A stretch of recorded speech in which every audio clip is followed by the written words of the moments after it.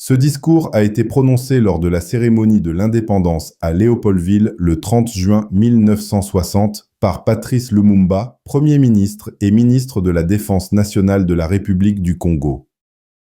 Congolais et Congolaises, combattants de l'indépendance aujourd'hui victorieux, je vous salue au nom du gouvernement congolais, à vous tous, mes amis, qui avez lutté sans relâche à nos côtés.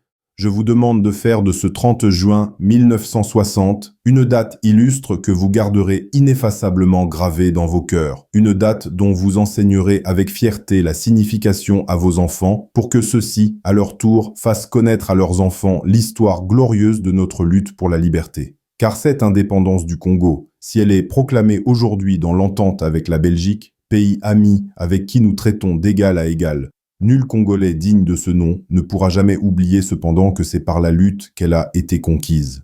Une lutte de tous les jours, une lutte ardente et idéaliste, une lutte dans laquelle nous n'avons ménagé ni nos forces, ni nos privations, nos souffrances, ni notre sang. Cette lutte, qui fut de larmes, de feu et de sang, nous en sommes fiers jusqu'au plus profond de nous-mêmes, car ce fut une lutte noble et juste, une lutte indispensable pour mettre fin à l'humiliant esclavage qui nous était imposé par la force. Ce que fut notre sort en 80 ans de régime colonial, nos blessures sont trop fraîches et trop douloureuses encore pour que nous puissions les chasser de notre mémoire. Nous avons connu le travail harassant, exigé en échange de salaire, qui ne nous permettait ni de manger à notre faim, ni de nous vêtir ou nous loger décemment, ni d'élever nos enfants comme des êtres chers. Nous avons connu les ironies, les insultes, les coups que nous devions subir matin, midi et soir, parce que nous étions des nègres. Qui oubliera qu'à un noir on disait « tu », non certes comme un ami, mais parce que le « vous » honorable était réservé aux seuls blancs. Nous avons connu que nos terres fussent spoliées au nom de textes prétendument légaux qui ne faisaient que reconnaître le droit du plus fort. Nous avons connu que la loi n'était jamais la même selon qu'il s'agissait d'un blanc ou d'un noir, accommodante pour les uns, cruelle et inhumaine pour les autres. Nous avons connu les souffrances atroces des relégués pour opinions politiques ou croyances religieuses, exil dans leur propre patrie. Leur sort était vraiment pire que la mort elle-même.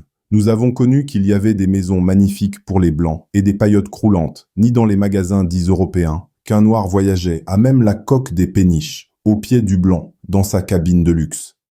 Qui oubliera enfin les fusillades où périrent tant de nos frères, les cachots où furent brutalement jetés ceux qui ne voulaient plus se soumettre au régime d'une justice d'oppression et d'exploitation. Tout cela, mes frères, nous en avons profondément souffert. Mais tout cela aussi, nous que le vote de vos représentants élus a agréé pour diriger notre cher pays, nous qui avons souffert dans notre corps et dans notre cœur de l'oppression colonialiste, nous vous le disons tout haut, tout cela est désormais fini. La République du Congo a été proclamée et notre cher pays est maintenant entre les mains de ses propres enfants. Ensemble, mes frères, mes sœurs, nous allons commencer une nouvelle lutte, une lutte sublime qui va mener notre pays à la paix, à la prospérité et à la grandeur. Nous allons établir ensemble la justice sociale et assurer que chacun reçoive la juste rémunération de son travail. Nous allons montrer au monde ce que peut faire l'homme noir quand il travaille dans la liberté. Et nous allons faire du Congo le centre de rayonnement de l'Afrique tout entière. Nous allons veiller à ce que les terres de notre patrie profitent véritablement à ses enfants. Nous allons revoir toutes les lois d'autrefois et en faire de nouvelles qui seront justes et nobles. Nous allons mettre fin à l'oppression de la pensée libre et faire en sorte que tous les citoyens jouissent pleinement des libertés fondamentales prévues dans la Déclaration des droits de l'homme. Nous allons supprimer efficacement toute discrimination quelle qu'elle soit et donner à chacun la juste place que lui vaudra sa dignité humaine, son travail et son dévouement au pays. Nous allons faire régner non pas la paix des fusils et des baïonnettes, mais la paix des cœurs et de bonne volonté.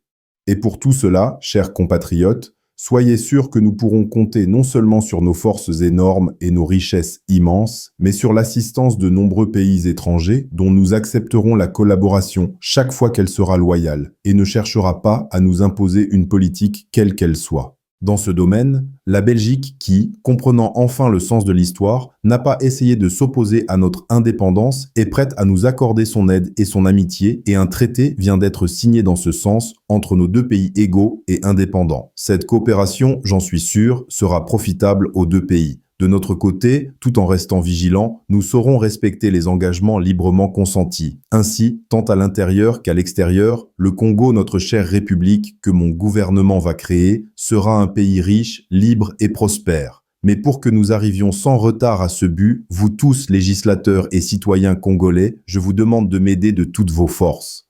Je vous demande à tous d'oublier les querelles tribales qui nous épuisent et risquent de nous faire mépriser à l'étranger.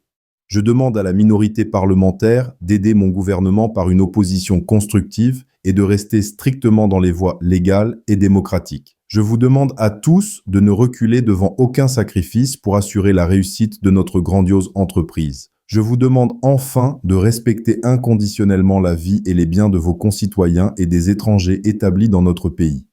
Si la conduite de ces étrangers laisse à désirer, notre justice sera prompte à les expulser du territoire de la République.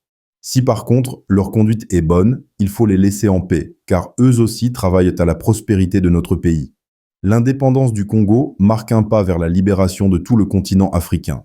Voilà, Sire, Excellences, Mesdames, Messieurs, mes chers compatriotes, mes frères de ma race, mes frères de lutte, ce que j'ai voulu vous dire au nom du gouvernement en ce jour magnifique de notre indépendance complète et souveraine. Notre gouvernement fort, national, populaire, sera le salut de ce pays. J'invite tous les citoyens congolais, hommes, femmes et enfants, de se mettre résolument au travail en vue de créer une économie nationale prospère qui consacrera notre indépendance économique. Hommage aux combattants de la liberté nationale. Vive le Congo indépendant et souverain.